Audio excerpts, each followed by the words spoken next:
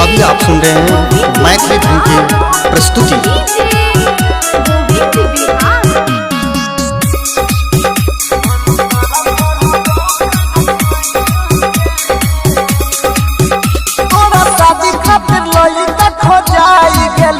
पूरा घरवा खुशी से जगमगाई गेलो। तोरा शादी खातिर लइका खोजाई गेलो। पूरा घरवा खुशी से जगमगाई गेलो। तोरा घरे एगो पंडित बन के मंत्र पढ़बो कैना कैन के। जे तोरा घरे एगो पंडित बन के मंत्र पढ़बो कैना कैन के।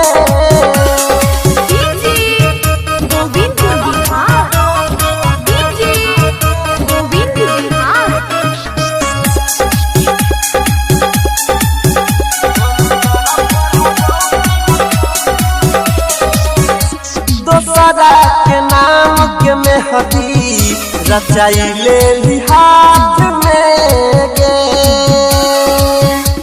देखे न पैबो तोरा दोसरा के साथ में गे।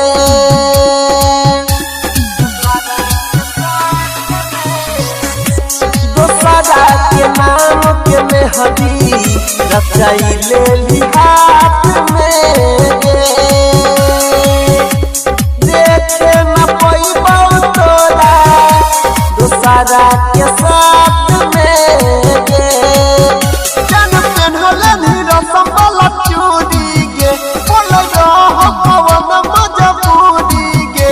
नहीं कही हतै के करो जान के मंत्र पढ़बो कैना कैन के।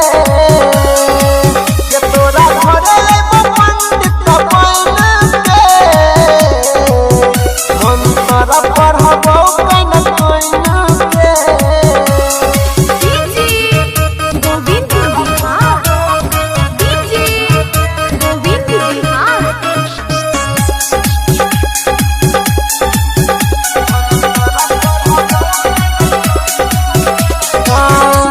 हमारा तो साथ में कैली बड़का भारी चीज जानूगे। हाथ कपट नंबर तोरा करत डिलीट जानूगे।